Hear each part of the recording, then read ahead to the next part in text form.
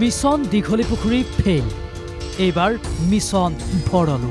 উন্নয়নৰ ব্লুপ্ৰিণ্টত মৃত্যু প্ৰকৃতিৰ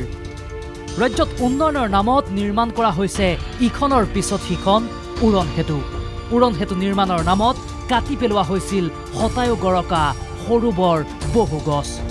শেহতীয়াকৈ দীঘলীপুখুৰীৰ প্ৰায় 25 জোপা পুৰণি গছত দিয়া হৈছিল হালধীয়া ৰঙেৰে ক্ৰছ মাৰ্ক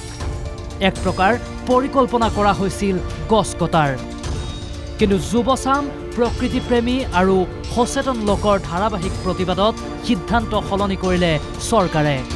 মুখ্যমন্ত্ৰীৰ মতে গছসমূহ ট্ৰান্সপ্লান্ট কৰা হ'লহেঁতেন আন এটা স্থানলৈ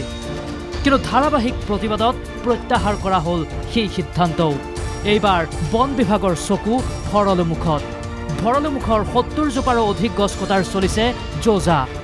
কাৰণ নিৰ্মাণ হ'ব উৰণ হেতু এই কাৰ্যক লৈ ক্ষোভ সচেতন ৰাইজৰ স্থানীয় ৰাইজ প্ৰকৃতিপ্ৰেমী আৰু ছাত্ৰ সমাজৰ মাজত অব্যাহত আছে প্ৰতিবাদ হাতে হাতে প্লে কাৰ্ড লৈ প্ৰতিবাদত শিশুৰ পৰা বৃদ্ধলৈ প্ৰতিবাদী শ্লোগানৰ লগে লগেই জুৰিছে প্ৰকৃতিপ্ৰেম আৰু প্ৰতিবাদৰ গানো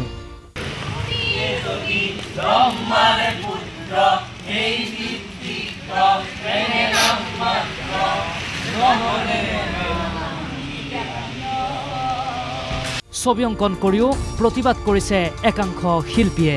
আজি গোটেই ৰাতি আমাৰ প্ৰতিবাদ চলি যাব আমাৰ প্ৰধান লক্ষ্য হৈছে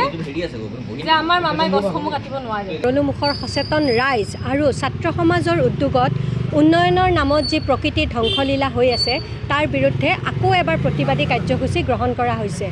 2024 বৰ্ষত গৰমে অভিলেখ গঢ়িছিল মহানগৰীত ফ্লাইঅভাৰ নিৰ্মাণৰ নামত অথবা উন্নয়নৰ নামত চলা ধ্বংসযজ্ঞৰ চৰকাৰে অন্ত নেপেলালে ভৱিষ্যতৰ গুৱাহাটী হৈ পৰিব পাৰে সম্পূৰ্ণৰূপে লথঙা অতিপাত গৰমৰ বাবে বসবাসৰ অনুপযোগী হৈ পৰিব পাৰে অথবা মৃত্যুদূততো পৰিণত হ'ব পাৰে আপোনাৰ মোৰ প্ৰিয় গুৱাহাটী মালিকৰ পৰা ৰাকিবুৰ ৰহমানৰ ৰিপৰ্ট NKTV+